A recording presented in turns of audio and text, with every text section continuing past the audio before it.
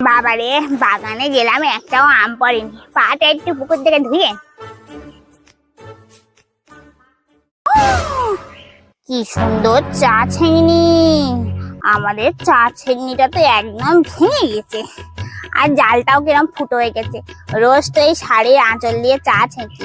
ওদের বাড়ির চা ছেঁকনিটা পুকুরে ডোবানো আছে, সুযোগ বুঝছি তুলে নিয়ে চলে যাবো, কেউ কিছু বুঝতে পারবে না।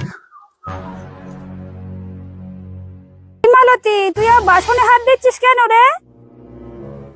না আসলে দিদি, আমি ভাবলাম তুমি সারাদিন কত কাজ করো, তোমার এই পুকুরে কটা বাসন রয়েছে, আমি একটু মেজে দিই, তাই একটু হাত দিচ্ছিলাম। মালতী, তুই খুব ভালো রে, আমার বাসনগুলো মেজে দে, আমি তাহলে অন্য কাজ সারি। হ্যাঁ হ্যাঁ, মেজে দিচ্ছি।